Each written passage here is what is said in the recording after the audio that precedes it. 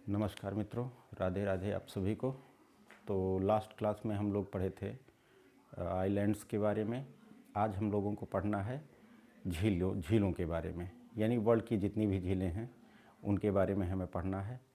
और हमें देखना है कि उन झीलों का बनावट कैसा हुआ है, उनकी प्रकृति कैसे है, ये सारी चीज़ें। तो झील हम लोग पढ़ते हैं, तो झील को हम लोग थोड़ा सा उनका जो क्लासिफिकेशन है 2-3 टाइप से हम लोग क्लासिफाइड करके उसको पढ़ते हैं। तो पहला जो क्लासिफिकेशन है, आप देखते हैं हम लोग कि उनकी बनावट कैसे है। प्राकृतिक झीलें हैं या कृत्रिम झीलें हैं। कुछ झीलें हैं जो नेचुरली तरीके से बनी हुई हैं, और कुछ झीलें हैं जो ह्यूमन मेड हैं, यानी कृत्रिम, जिसे हम लोगों ने बनाया है। ठीक, तो पहला तो ये हो गया। दूसरा जो होता है कि उनकी उत्पत्ति कैसे हुई है। कुछ झीलें होती हैं वलन से निर्मित झीलें होती हैं। वलन का मतलब होता है कि जब क्रस्ट में कोई फोल्ड आ जाता है और उस फोल्ड में पानी भर जाने से एक झील का निर्माण होता है, उसे हम लोग उनकी उत्पत्ति के आधार पर झीलों का निर्माण कर देखते हैं। ठीक, और तीसरा है जो झील की जो प्रकृति होती है, जल की प्रकृति, उसके आधार पर, यानी मीठे पानी की झील है या जिसे हम लोग ताज़े पानी की भी झील कहते हैं, या फिर खारे पानी की झील कहते हैं। तो इनसे काफ़ी इम्पॉर्टेंट क्वेश्चन आते हैं। कई सारी झीलें ऐसी भी हैं कि जो किन्हीं दो देशों के बीच स्थित हैं, तो उनको भी हम लोग पढ़ते हैं, क्योंकि आपके एग्ज़ाम में ये सारी चीज़ें पूछी जाती हैं कि कौन सी झील किन दो देशों के बीच है या 3 देशों के बीच है स्थित है। या आपके एग्ज़ाम में वो आ जाते हैं कि कौन सी झील है कौन सी ऐसी झील है जो किन देशों के बीच स्थित है या नहीं है। तो आपके ऑप्शन में 2-3 देश होंगे, चौथा नहीं होगा, तो वो सारी आपको करना होता है। तो वर्ल्ड लेवल की जितनी भी इम्पॉर्टेंट झीलें हैं वो हम आपको बताएंगे। इंडियन झीलों के बारे में हम लोग इंडिया में पढ़ेंगे। तो हम लोग आइए स्टार्ट करते हैं। तो लेक्स को हम लोग देखते हैं। लेक्स, झील पढ़ेंगे हम लोग। तो झीलों को हम लोग 3 टाइप में डिवाइड करते हैं, 3 प्रकार से इनको बांट के पढ़ते हैं। ठीक, तो पहला है बनावट के आधार पर। बनावट के आधार पर।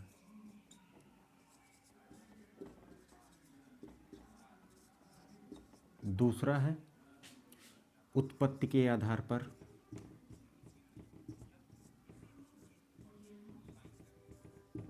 उत्पत्ति के आधार पर। और तीसरा है जल की प्रकृति के आधार पर, यानी झीलों का जो जल है उनकी प्रकृति कैसी है, खारी है कि मीठी है। तो 3 टाइप से हम लोग पढ़ते हैं। बनावट के आधार पर हम लोग देखते हैं कई टाइप में इनको बांटा गया है। जैसे कुछ एक हैं वलन से, जैसे एक है वलन से निर्मित झील। वलन क्या होता है? वलन होता है जैसे कहीं फोल्ड हो जाए, तो क्रस्ट में जो फोल्डेड हो जाते हैं, यानी क्रस्ट में किसी प्रकार से कंप्रेशन हुआ और वलन क्रस्ट में क्या हो जाता है, ऐसे वलन बन जाता है। और उस वलन में पानी भर जाने से या वर्षा का जल भर जाने से, काफ़ी सालों तक वर्षा का जल भरा रहे, तो वो एक प्राकृतिक, आप कह सकते हो कि नेचुरल लेक बन जाता है, जिसे हम लोग क्या कहते हैं, वलन से निर्मित झील। तो कुछ एक इसके एग्जाम्पल हैं जो हम लोग देखेंगे। ठीक, दूसरा है रिफ्ट वैली लेक, या जिसे हम लोग कहते हैं भ्रंश घाटी की झील। भ्रंश घाटी की झील। तो कहीं कहीं पर जब प्लेटें एक दूसरे से टकराती हैं तो क्या हो जाता है, फॉल्ट आ जाता है क्रस्ट में, और फॉल्ट आ जाने से उसमें पानी भर जाने से क्या होता है, एक प्रकार की झील बन जाती है। तो उनको हम लोग देखेंगे। तीसरा है क्रेटर लेक। क्रेटर लेक क्या होता है? क्रेटर लेक होता है, हम लोग लास्ट क्लास में जो वॉल्केनो वाला जो टॉपिक था उसमें हम लोगों ने देखा था कि क्रेटर का जो ज्वालामुखी का जो मुख होता है उसे हम लोग क्रेटर कहते हैं। ठीक, क्रेटर जब ज्वालामुखी प्रसुप्त हो या फिर ऐसी ज्वालामुखी जो शांत हो गए हों, जो लास्ट कई सालों से उनमें इरप्शन ना हुआ हो, उद्भेदन ना हुआ हो, उद्गार ना हुआ हो, तो ऐसे झीलों के, ऐसे ज्वालामुखी के मुख में बारिश का जल भर जाने से क्रेटर लेक का निर्माण होता है। ठीक, अगला है क्रेटर लेक के बाद अगला है ग्लेशियर लेक, हिमानी निर्मित झीलें, यानी ऐसी झीलें जिनका निर्माण ग्लेशियर से हुआ है, उन्हें हम लोग क्या कह देते हैं, ग्लेशियर लेक कह देते हैं। ठीक, तो ये तो हो गए बनावट के आधार पर। उत्पत्ति के आधार पर, तो उत्पत्ति के आधार पर हम लोग देखते हैं, हम लोगों ने थोड़ा सा चेंज कर दिया है, यानी हमने जो ये पढ़ा है ये उत्पत्ति के आधार पर झीलें थीं। बनावट के आधार पर हम लोग देखेंगे तो बनावट जो होती है ये यहाँ पे हम लोग देख लेते हैं कि ये उत्पत्ति के आधार पर, उत्पत्ति के आधार पर थी। जो अभी हम लोगों ने चर्चा किया झीलों पर, वो उत्पत्ति के आधार पर थी। बनावट जो होती है, बनावट के आधार पर, बनावट के आधार पर जो झीलें होती हैं उनको दो पार्ट में डिवाइड किया गया है। कौन कौन सी? एक हो गई प्राकृतिक झील, एक हो गई कृत्रिम झील। यानी यहाँ हम लोग देखते हैं कि ये कुछ झीलें होती हैं जो प्राकृतिक हैं, नेचुरली जो बनी हुई हैं, और एक होती हैं कृत्रिम झील। कृत्रिम झील क्या होती है? जो मानव द्वारा निर्मित की गई हो। और जल की प्रकृति के आधार पर भी हम लोगों ने इसको दो पार्ट में डिवाइड किया है। पहला है ताजे पानी की झील, ताजे पानी की, या फिर इसे हम लोग कहते हैं खारे पानी की, मीठे पानी की झील, मीठे पानी की झीलें। और दूसरा है खारे पानी की झील, खारे पानी की झीलें। ठीक, तो आइए एक एक करके हम लोग इनके बारे में देखते हैं, और जो भी एग्जाम्पल हो वो हम लोग पढ़ते चलते हैं, सॉल्व करते चलते हैं।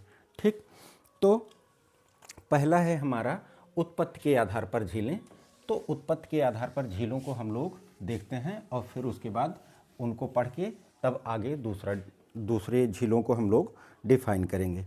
तो पहला जो है वो है वलन से निर्मित झील, वलन से निर्मित झील। तो वलन से निर्मित झीलों का जो एग्जाम्पल है, उदाहरण, वो है आपका, एक है एडवर्ड लेक अफ्रीका में, एडवर्ड लेक, एडवर्ड झील, ये है अफ्रीका में। ठीक, और दूसरा है दूसरा आपका झील है जेनेवा लेक, जो स्विट्जरलैंड में है। जेनेवा, जेनेवा लेक या झील जो कहाँ पे है? स्विट्जरलैंड।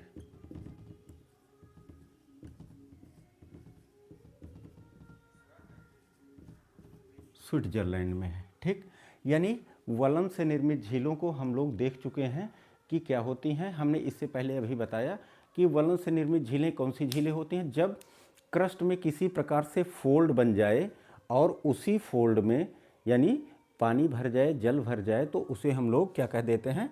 वलन से निर्मित झीलें। दूसरा है आपका रिफ्ट वैली लेक, दूसरी जो है भ्रंश घाटी की झीलें,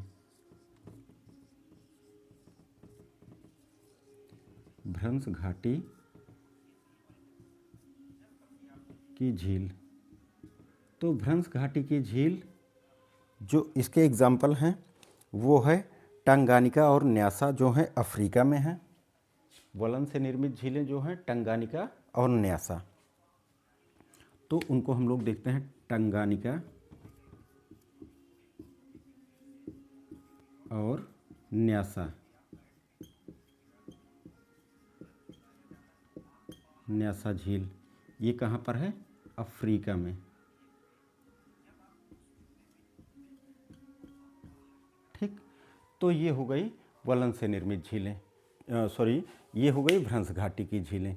और भी इसके कुछ एक उदाहरण हैं, जैसे मृत सागर, डेड सी जिसे हम लोग कहते हैं, मृत सागर ये कहाँ है?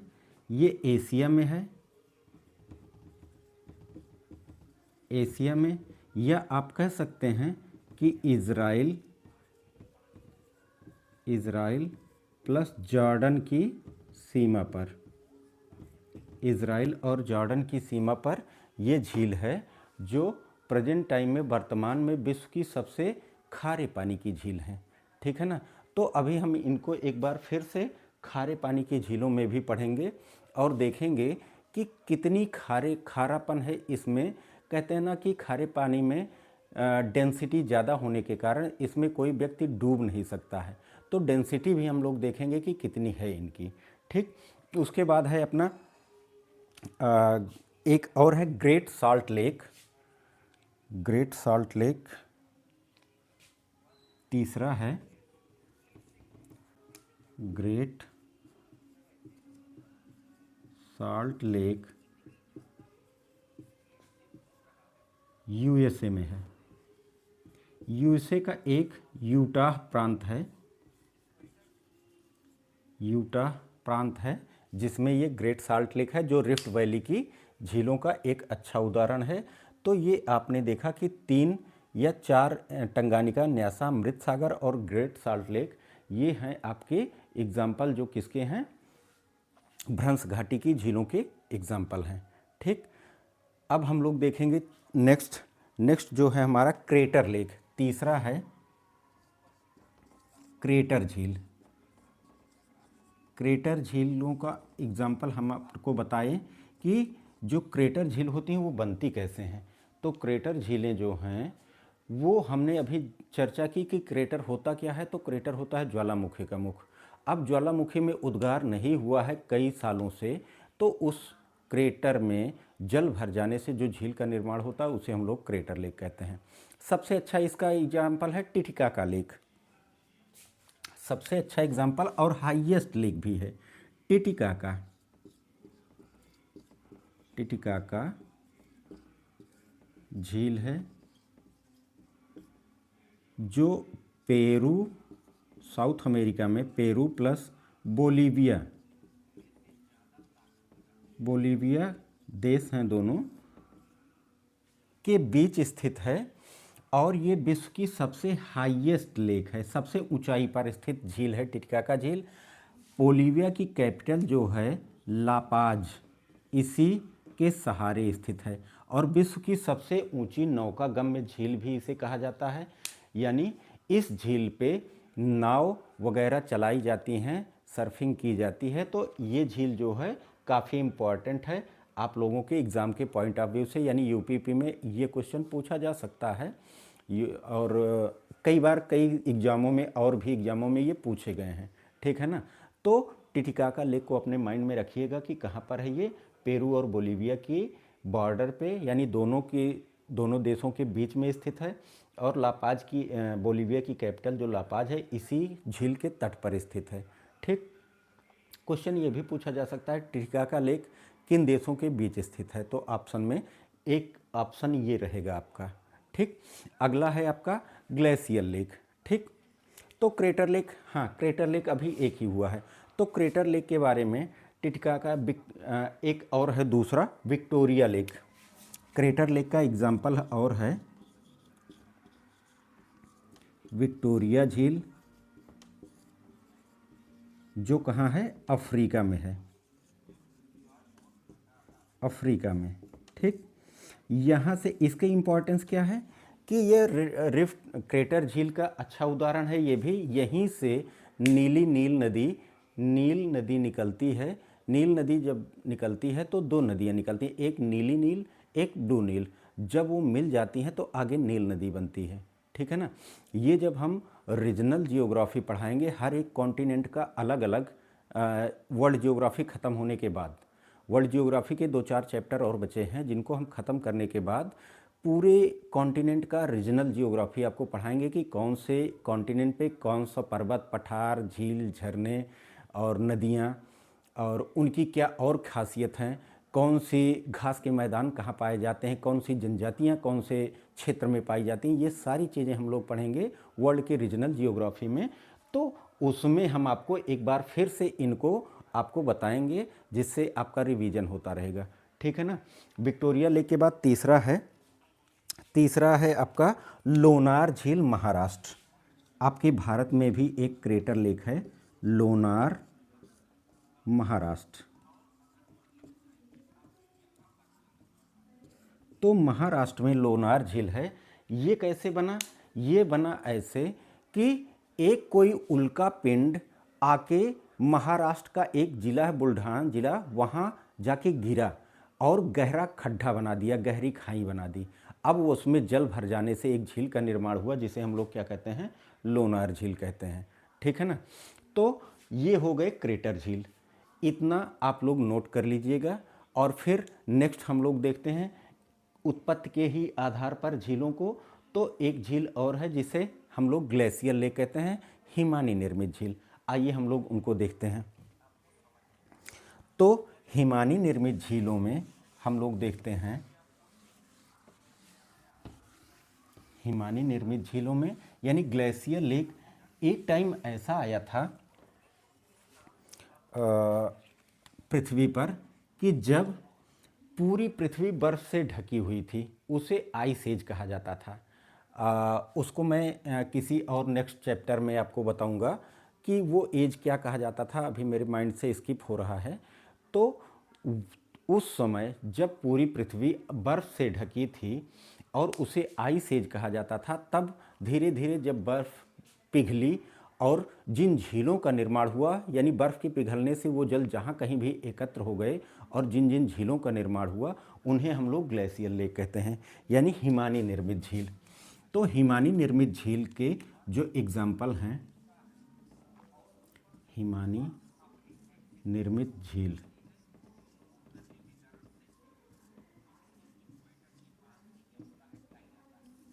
हिमानी निर्मित झीलों का जो एग्जाम्पल है, कई सारे एग्जाम्पल हैं।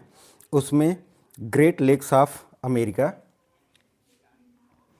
पहला एग्जाम्पल है, ग्रेट लेक्स ऑफ अमेरिका,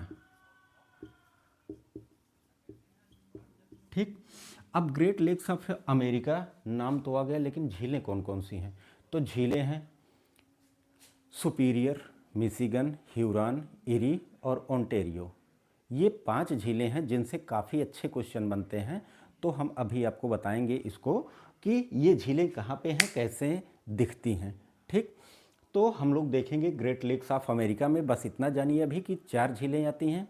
कौन कौन सी? सुपीरियर, मिशिगन, ह्यूरॉन, इरी और ओंटारियो, यानी 5 झीलें हैं। और 5 झीलों में मिशिगन जो झील है वो सिर्फ अमेरिका में पाई जाती है, और बाकी 4 की चारों झील बीच से एकदम बॉर्डर बनाती हैं, किसका किसके बीच? कनाडा और यूएसए के बीच। तो क्वेश्चन ये भी पूछा जा सकता है कि इन 4 झीलों का ऑप्शन दे देंगे कि कौन सी झील अमेरिका और कनाडा के बीच सीमा नहीं बनाती है। तो 4 झीलों में से एक होगा मिशिगन, यानी मिशिगन पूरा का पूरा अमेरिका में पाई जाती है। और सुपीरियर, ह्यूरॉन, इरी और ओंटारियो, ये चारों जो झीलें हैं वो बॉर्डर बनाती हैं किसके बीच? अमेरिका और कनाडा के बीच। तो इसको अभी मैं मैप में आपको दिखाऊंगा, ठीक। अगला है आपका, यानी भारत की जो वुलर लेक हैं, डल लेक हैं, ये भी ग्लेशियर लेक की भी एग्जाम्पल हैं। और इसमें से जो भी हैं, जो ग्रेट लेक्स ऑफ अमेरिका की झीलें हैं, ये सब आप कह सकते हो कि ताज़े पानी की झीलों के भी उदाहरण हैं, ठीक है ना। तो इसको अभी हम लोग पढ़ेंगे जब ताज़े पानी की झीलें, तो उसमें मैं आपको बेहतर तरीके से बताऊंगा, ठीक।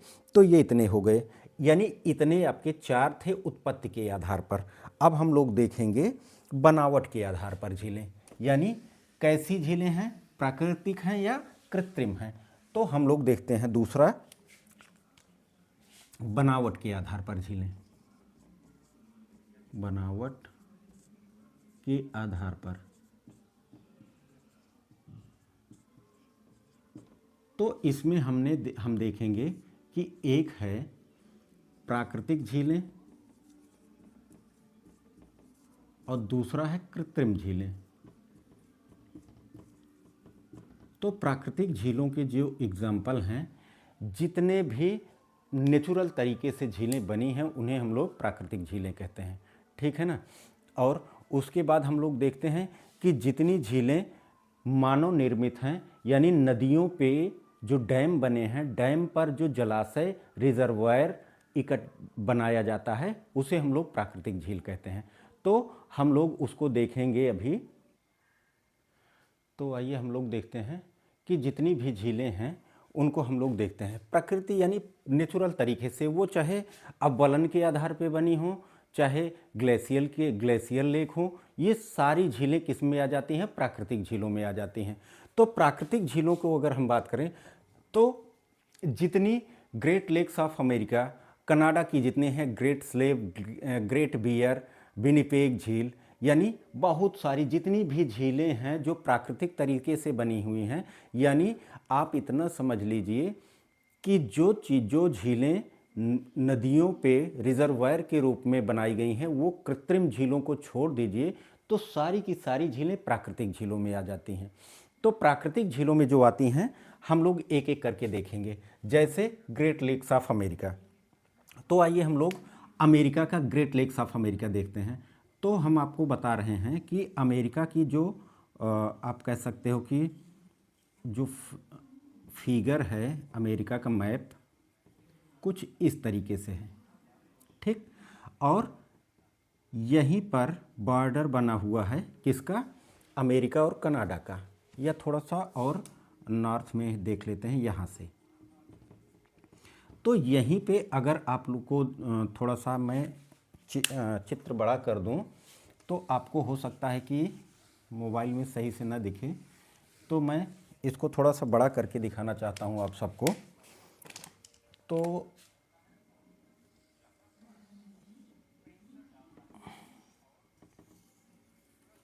कुछ इस तरीके से है आपका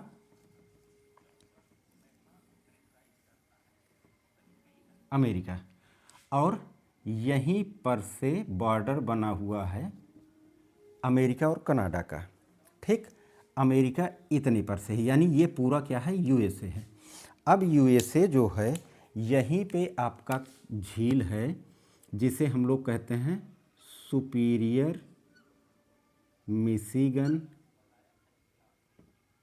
ऐसे फिर ह्यूरॉन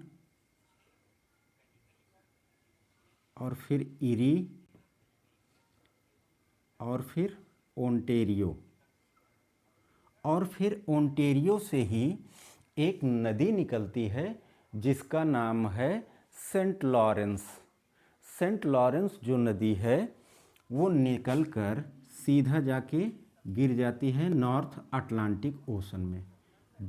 नॉर्थ अटलांटिक ओशन में यहीं पे एक आइलैंड है, नदी द्वीप है, जिसका नाम है मॉन्ट्रियल। जिसका क्या नाम है? मॉन्ट्रियल।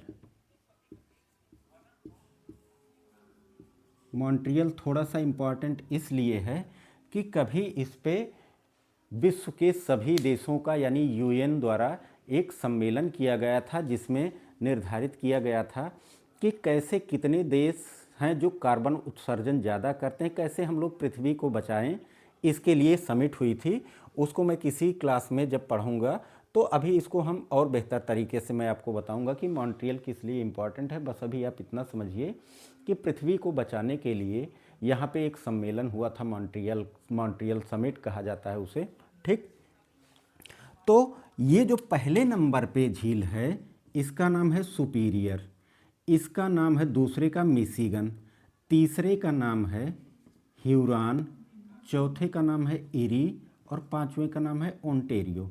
तो ये जो बॉर्डर बनाती हैं आप अगर देखिए तो यहाँ से ऐसे बॉर्डर बनाती है और फिर सेंट लॉरेंस बॉर्डर बनाते हुए क्या करता है, यानी जो नदी है, नदी आप कह सकते हो कि बॉर्डर बनाती है किसका? कनाडा और यूएसए का, यानी यहाँ से लेके यहाँ तक ये जो है ये यूएसए है, ठीक। तो जो यूएसए में पूरी पूरी झील है उसका नाम है मिशिगन। मिशिगन झील पूरा का पूरा यूएसए में है, बाकी की झीलें बॉर्डर बनाती किसका? कनाडा और यूएसए का। तो यहीं पे great slave, great bear, Winnipeg, Athabasca, कई सारी झीलें हैं जो नेचुरल लेक के एग्जाम्पल हैं। ठीक, तो आप लोग इससे बहुत इम्पॉर्टेंट चीज़ें आपको बता रहा हूँ, इससे क्वेश्चन आ ही सकता है, बहुत सारे एग्ज़ामों में आ चुके हैं अभी तक क्वेश्चन। ठीक, तो मिशिगन हो गया जो पूरा का पूरा यूएसए में है। तो मिशिगन के तट पर ही दो शहर हैं, एक का नाम है शिकागो और दूसरे का नाम है डेट्रॉयट। तो शिकागो जो है यहाँ पे है और डेट्रॉयट इस तरफ है। तो शिकागो में आपको पता है कि विश्व धर्म सम्मेलन हुआ था जिसमें स्वामी विवेकानंद जी भाग लिए थे, लगभग 1893 के लगभग, थोड़ा सन में हो सकता है, डाउट हो, आप लोग देख लीजिएगा, मेरे माइंड से थोड़ा सा स्किप कर रहा है। जहाँ तक मेरा ख्याल है कि 1893 में ही ये सम्मेलन हुआ था जिसमें विवेकानंद जी भाग लिए थे और हिंदी के बारे में, विश्व को हिंदी कल्चर के बारे में, भारतीय संस्कृति के बारे में बताया था। ठीक, तो शिकागो विश्व का सबसे बड़ा बूचड़खाना है। ठीक है, स्लॉटर हाउस है, यानी मांस उद्योग यहाँ सबसे ज़्यादा पनपता है। डेट्रॉयट है, जैसे हम लोग कहते हैं कि भारत का डेट्रॉयट किसे कहा जाता है। डेट्रॉयट जो है ऑटोमोबाइल का हब है, जो कहाँ का है, अमेरिका का। तो फोर्ड की गाड़ियाँ आप लोगों ने जो सुनी होंगी, फोर्ड की, वो यहीं पे बनती है और यहीं से पूरे भारत, पूरे विश्व में निर्यात की जाती थी। अब तो बहुत सारे देशों में इनकी जो कंपनीज थी वो चल रही थी अभी तक, अब बंद हो गई हैं, फोर्ड की गाड़ियाँ बंद हो गई हैं बनना। तो डेट्रॉयट जो है ऑटोमोबाइल का हब कहा जाता है। और जैसे भारत का डेट्रॉयट, आप लोग बताइएगा कि कौन सा है, और कमेंट बॉक्स में ज़रूर एक बार बताएं कि भारत का डेट्रॉयट किसे कहा जाता है। ठीक, तो ये हो गया। अब हम लोग देखेंगे कि जितनी भी झीलें हैं, यानी हमने बताया कि great slave, great bear, Winnipeg, Athabasca, बहुत सारी झीलें हैं यहाँ नॉर्थ कनाडा में, ये भी ग्रेट लेक्स हैं। ठीक, जितने भ्रंश से निर्मित झीलें थी, जैसे विक्टोरिया, न्यासा, टंगानिका, ठीक है ना, भारत की बुलर झील, डल झील, बैकाल झील, सांभर लेक, ये सारे की सारी झील प्राकृतिक झीलें हैं। ठीक, तो प्राकृतिक झीलों में ये क्वेश्चन नहीं आएगा कि प्राकृतिक झीलें कौन सी हैं, ठीक है ना, क्योंकि आदमी, इंसान को पता चल जाता है कि अगर वो पढ़ा है तो प्राकृतिक झीलें कौन सी झीलें होंगी और कृत्रिम झीलें कौन सी झीलें होंगी।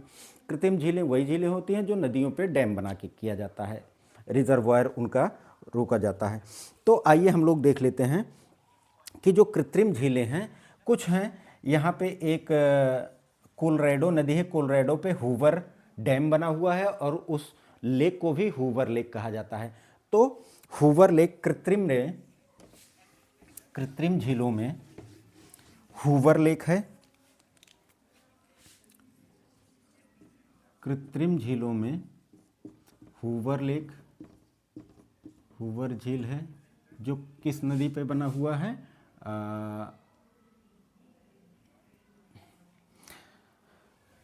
आज तो एक तो इतनी थकान लग गई है ना कि माइंड काम नहीं कर रहा है, फिर भी हम आपको बता रहे हैं कि अभी अभी बताया था कोलोराडो नदी। कोलोराडो नदी पे हूवर डैम बना हुआ है और हूवर डैम पे भी जो जलाशय बनाया गया है उसे हम लोग क्या कहते हैं, हूवर लेक कहते हैं। ऐसे ही कुछ हैं, जैसे हाई स्वान लेक, हाई स्वान झील, तो आपको पता होगा कि ये किस नदी पे बना हुआ है, नील नदी। नील नदी पर एक बांध बना हुआ है जिसे अस्वान बांध कहा जाता है, अस्वान डैम। और अस्वान डैम पे जो रिजर्वायर रिजर्व किया गया है उसे हाई स्वान लेक कहा जाता है, जो नील नदी पर स्थित है। कहाँ पर है, मिस्र में स्थित है। ठीक, तो हाई स्वान झील को नासिर लेक भी कहा जाता है, तो ये चीज़ ध्यान में रखिएगा, ठीक है ना। फिर उसके बाद एक दो झीलें और हैं, जैसे वोल्टा लेक है घाना में, अफ्रीका की वोल्टा लेक, वोल्टा झील घाना। घाना की जो कैपिटल है अक्रा है, घाना की जो कैपिटल है अक्रा है। किस लिए इम्पॉर्टेंट है, इसलिए इम्पॉर्टेंट है कि जो प्राइम मेरिडियन है पीएम यानी प्रधान मध्याह्न रेखा, प्रधान मध्याह्न रेखा इसकी कैपिटल से होकर जाती है। तो घाना की कैपिटल जो अक्रा है, प्रधान मेरिडियन या प्राइम मेरिडियन लाइन जो है, जो 0 डिग्री मानी गई है, जो लंदन के ग्रीनविच शहर से होकर जाती है, वही लाइन अफ्रीका के घाना देश की अक्रा कैपिटल से होके साउथ पोल तक जाती है, यानी नॉर्थ पोल को साउथ पोल से मिलाती है। वही लॉन्गिट्यूड होता है, देशांतर होता है, तो उसे ही हम लोग 0 डिग्री देशांतर माने हैं। ठीक, तो ये कुछ एग्जाम्पल हैं वर्ल्ड लेवल के, जो एक इम्पॉर्टेंट यही हाई स्वान लेक हो सकता है जो पूछा जा सके आपके एग्ज़ाम में, बाकी ये पूछे नहीं गए हैं।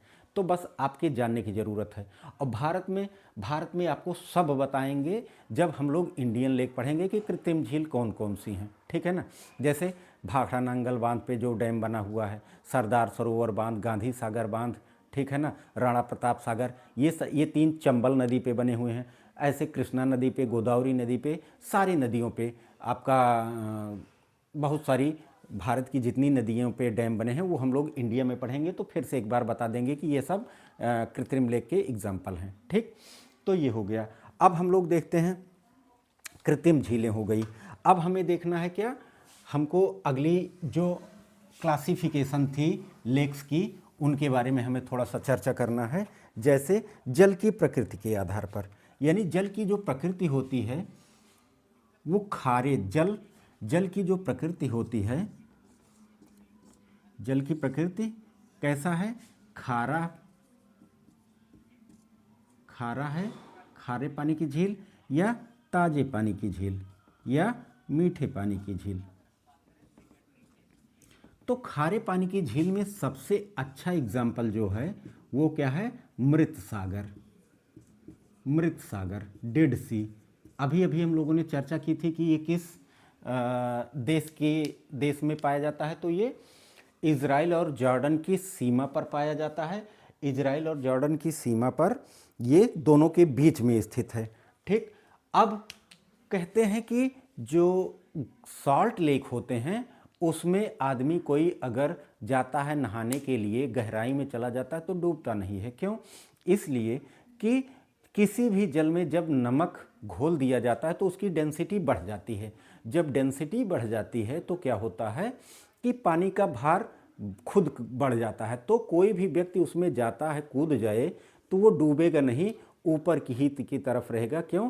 क्योंकि जल की डेंसिटी खुद भारी है, तो कोई भी व्यक्ति उसमें जाएगा तो डूबेगा नहीं। ठीक, तो डेंसिटी बढ़ी हुई है इसकी, यानी इसकी सैलिनिटी यानी खारापन कितना होता है उसको हम आपको बता दें। तो खारापन जो होता है वो नापा जाता है ग्राम प्रति 1000 ग्राम में। यानी अगर हम कहें कि डेंसिटी इसकी या मृत सागर का खारापन कितना है तो 330 ग्राम प्रति 1000 ग्राम। यानी ये जो हमने बनाया इसका मतलब हुआ ग्राम प्रति 1000 ग्राम, यानी नोट कर लीजिएगा, इसका मतलब हुआ ग्राम प्रति 1000 ग्राम। अब 1000 ग्राम का मतलब 1 लीटर हुआ और ग्राम का मतलब पता ही है, तो 330 ग्राम 1 लीटर में अगर हम 1 लीटर डेड सी का पानी निकाल लें तो उसमें कितना नमक बन सकता है, 330 ग्राम। तो आप सोच सकते हैं कि 1 लीटर पानी में अगर 330 ग्राम नमक मिल रहा है तो वो कितना खारा होगा। ठीक, दूसरी बात, ये सबसे सागर तल से भी गहराई में स्थित झील है, यानी सी लेवल से भी गहराई में स्थित झील है। तो आप कह सकते हो कि ये विश्व की सबसे गहरी झील गहराई में स्थित झील है। गहरी झील नहीं, गहरी झील तो बैकाल झील है, तो गहराई में स्थित झील है, गहरी झील नहीं। ठीक, डेड सी हो गया। उसके बाद आपका 1-2 झीलें हैं जैसे ग्रेट साल्ट लेक यूएसए, तो हम लोग इसके बारे में भी पढ़ चुके हैं। तो ग्रेट साल्ट लेक कहाँ पर है, यूएसए में, उटाह प्रांत यूएसए, यूटाह प्रांत यूएसए। ठीक, इसकी डेंसिटी की अगर बात करें तो 220 ग्राम प्रति 1000 ग्राम, यानी अभी तक जो पाया गया है ये सबसे खारे पानी की झील है, डेड सी और ग्रेट साल्ट लेक। ठीक, अब कुछ एक बुक में मैं पढ़ चुका हूँ, इसलिए मैं आपको बता दे रहा हूँ कि कुछ एक खारे पानी की झील और खोजी गई हैं जो इनसे भी ज़्यादा खारी हैं, तो उनको आप जान लीजिए। बाकी हो सकता है कि एग्जाम में पूछा जाए या ना पूछा जाए, ये मैं नहीं कह सकता, कि क्योंकि एग्जामिनर या पेपर बनाने वाले क्या पूछ लें कोई भरोसा नहीं है। तो जीएस लेंदी भी है, जीएस की कोई लिमिट है नहीं, कहाँ से क्या क्वेश्चन पूछ लिया जाए। तो कुछ एक बुक में मैं पढ़ा हूँ, जैसे परीक्षा वाणी की बुक थी शायद, मैं उसमें पढ़ा था कि 3-4 लेक और हैं जो इनसे भी ज़्यादा, जिनकी सैलिनिटी है, खारापन है, तो उनको हम लोग देख लेते हैं। जैसे पहली जो झील है उसका नाम है डॉन जुआन पॉन्ड। डॉन जुआन पॉन्ड, पॉन्ड का मतलब क्या होता है? तालाब। ठीक, ये कहाँ है? ये है आपका अंटार्कटिका में। ये है अंटार्कटिका जो कॉन्टिनेंट है उस पर है, और इसकी सैलिनिटी है 440 ग्राम प्रति 1000 ग्राम। दूसरा है आपका गेट वले पॉन्ड। गेट वले पॉन्ड, ठीक, ये आपका है इथोपिया में। ये है इथोपिया जो अफ्रीका का एक देश है। इसकी जो सैलिनिटी है 433 ग्राम प्रति 1000 ग्राम, यानी 433 ग्राम प्रति 1000 ग्राम। तीसरा है रेटबा लेक जो सेनेगल में है। रेटबा लेक जो कहाँ है? सेनेगल। सेनेगल भी कहाँ पाया जाता है? अफ्रीका में, सेनेगल। ठीक, तो इसकी जो सैलिनिटी है वो 400 ग्राम प्रति 1000 ग्राम। ठीक, तो ये 3 झीलें हैं जो डेड सी से भी ज़्यादा क्या हैं? खारी हैं। तो आप लोग कंफ्यूज मत होइएगा, इनको भी अपने माइंड में रखिएगा। हो सकता है कि क्वेश्चन पूछ ही लिया जाए कि सबसे खारी झील कौन सी है, और उसमें से एक ऑप्शन डॉन जुआन पॉन्ड आ जाए और डेड सी उसमें हो ही ना, तो आप लोग कंफ्यूज हो जाएंगे कि ये तो भाई पहली बार हम लोग नाम सुन रहे हैं, ये झीलें कहाँ हैं। तो आप अपने नोट्स में, अपने माइंड में ये सेव करके रख लीजिएगा, और मैक्सिमम आपको डेड सी ही मिलेगा आपके ऑप्शन में। अगर ये तीनों ऑप्शन में नहीं हुए तो डेड सी ही आपको करना है, अगर ये तीनों ऑप्शन में हो गए तो डॉन जुआन पॉन्ड ही रखना है। ठीक, ये हो गया। अब हम लोगों को देखना है क्या? मीठे पानी की झीलें। तो मीठे पानी की झीलें हम लोग देखेंगे कि जितने भी ग्लेशियर लेक हैं, जितने भी हिमानी निर्मित झीलें हैं, सारी की सारी मीठे पानी की झीलें हैं, सारी की सारी। तो मीठे पानी की झीलें वही सारी आ जाएंगी। मैं आपको इसमें आपको बता दे रहा हूँ, नोट नहीं कराऊंगा, बस इतना जान लीजिए कि ग्रेट लेक्स ऑफ अमेरिका यानी 5 झीलें उसकी, कनाडा की झीलें, रूस की बैकाल झील, जम्मू कश्मीर की जितनी झीलें हैं, डल झील, बुलर झील, ये सब मीठे पानी की झीलें हैं। साथ में विक्टोरिया, न्यासा, टंगानिका, ये सारी की सारी फ्रेश वाटर लेक हैं, मीठे पानी की झीलें हैं। तो इतना जान लीजिए कि हिमानी निर्मित जितनी भी झीलें हैं वो सारी की सारी मीठे पानी की झीलें हैं। ठीक, अब कुछ अदर, एक कहते हैं ना कि विविध टाइप के, मिसलेनियस टाइप के, तो हम एक लेक जानते हैं ऑक्स बाउ लेक, यानी विविध में कुछ अलग से एक दो झील जान लेते हैं जिन्हें हम लोग तो कहते हैं ऑक्स बाउ लेक। यानी ऑक्स का मतलब बैल होता है, आपको पता ही है, बाउ मतलब खुर, गो खुर, यानी बैल का खुर या गो का मतलब गो से हम लोग रिप्रेजेंट करते हैं गाय को, गोवंश कहते हैं ना, तो वैसे गोखुर झील इसे हिंदी में कहा गया है, गोखुर झील। तो होता क्या है कि जब भी नदियाँ पहाड़ों से निकलती हैं और मैदानी भाग में आती हैं तो वो लहरा के बल खा के चलती हैं। ठीक, यानी नदियाँ जब पर्वतों से उतरती हैं तो वो मैदानी भागों में लहरा के बल खा के। ठीक, तो हुआ क्या कि जब इनमें बाढ़ आती है इन नदियों में, तो होता क्या है कि एक तरफ ये कटाव ज़्यादा करती है। जैसे इधर से आई तो ये स्पीड से यहाँ आएंगी, इस क्षेत्र में टकराई, यहाँ पर टकराई तो काटती गई, काटती गई, काटती गई, काटती गई, और एक टाइम ऐसा आया कि ये डायरेक्ट काटते काटते इसमें जाके मिल गई। तो इसमें जब जाके मिल गई तो इनका प्रवाह सीधा ऐसे यहाँ हो गया, यानी ये अब ऐसे बहने लगी, यानी ये नदियाँ काटने के बाद ऐसे बहने लगी। और बहने लगी तो अपना मलबा जो था अपने साथ लाई, इधर जमा कर दी और इधर जमा कर दी। अब इधर जमा कर दी मलबा, तो यहाँ इस क्षेत्र में जो पानी भरा हुआ था, जल ऐसे भरा हुआ था, वो कुछ गाय के खुर के आकार का हो गया ऐसे। यानी अगर हम आपको दिखाएं कि ये कुछ कैसे बन गया, ऐसे, इस तरीके से।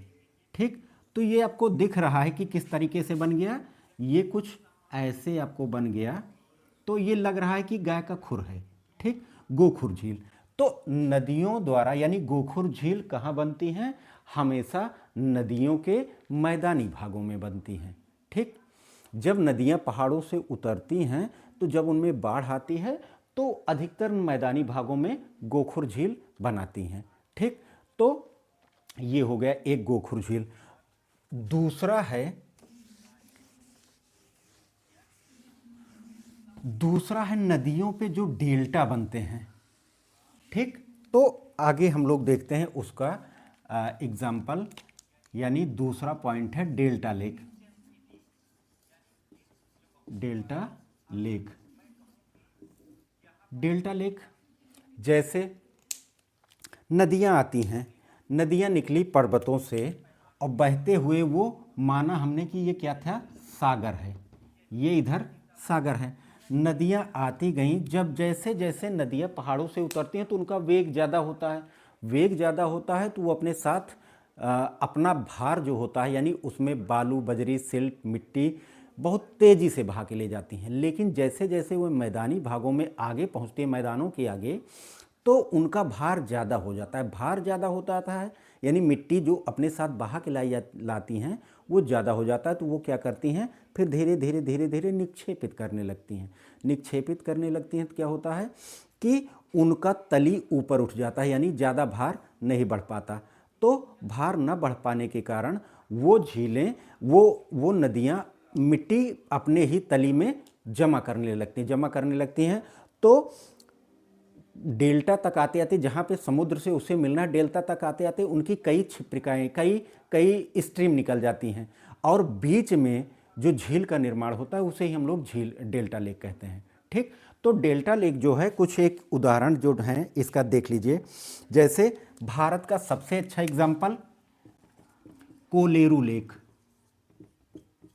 कोलेरू झील है जो कहाँ है, गोदावरी डेल्टा में, गोदावरी डेल्टा में। ठीक, कोलेरू झील है। एक है मायेह झील, मायेह झील जो है नील नदी डेल्टा में। ठीक, और एक है पोचास्ट्रियन लेक, पोचास्ट्रियन झील, ये है आपका मिसिसिपी डेल्टा में। पोचास्ट्रियन लेक है मिसिसिपी, मिसौरी, आप लोगों ने नाम सुना होगा, मिसिसिपी नदी पर है, यूएसए में। यूएसए की दो मेन नदियां हैं, मिसिसिपी और मिसौरी। ठीक, तो ये हो गई। और मैरीगाट एक और बचा है एग्जाम्पल, मैरीगाट लेक, नाइजर नदी डेल्टा, अफ्रीका। मैरीगाट झील, नाइजर नदी डेल्टा,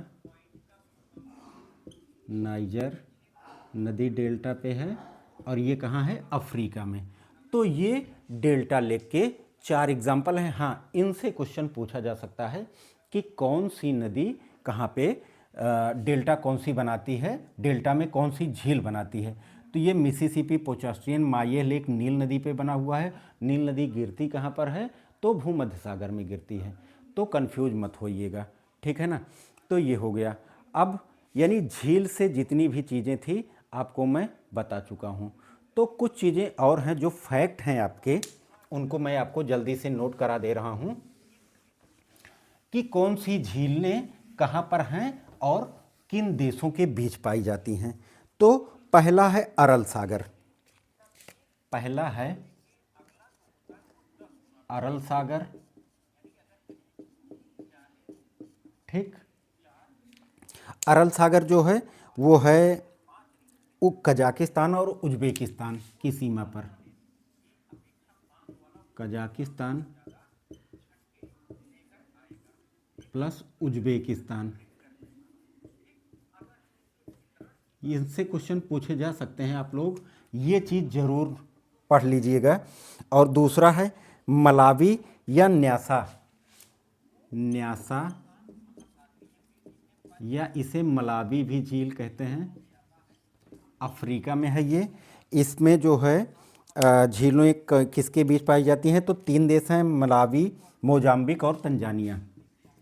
मलावी देश भी है प्लस मोजाम्बिक, मोजाम्बिक और तंजानिया, 3 देशों के बीच स्थित है ये। तो यहाँ से क्वेश्चन पूछा जा सकता है, तो आप लोग ज़रूर इसको अपने माइंड में रख लीजिएगा, सेव कर लीजिएगा। अगला है ग्रेट स्लेव, हम पढ़ चुके हैं, कनाडा में स्थित है।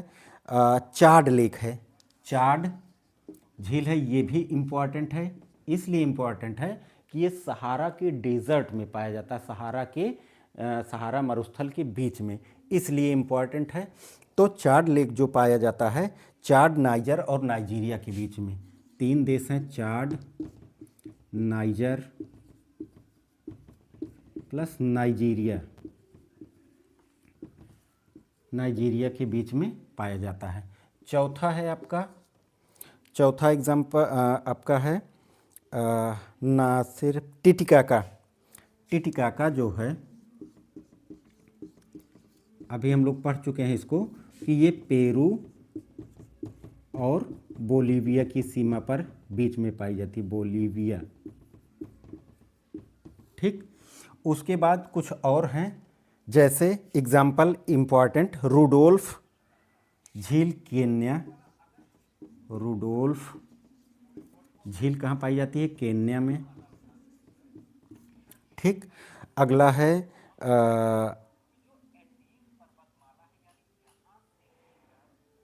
हाँ, एक झील और है जिसे हम लोग कहते हैं क्या, इसको आप लोग नोट कर लीजिएगा, मैं इरेज कर रहा हूँ। और विक्टोरिया लेक है, विक्टोरिया लेक बहुत इंपॉर्टेंट है, इसलिए उसको भी आप लोग नोट कर लीजिए कि वो किन देशों के बीच में पाई जाती है।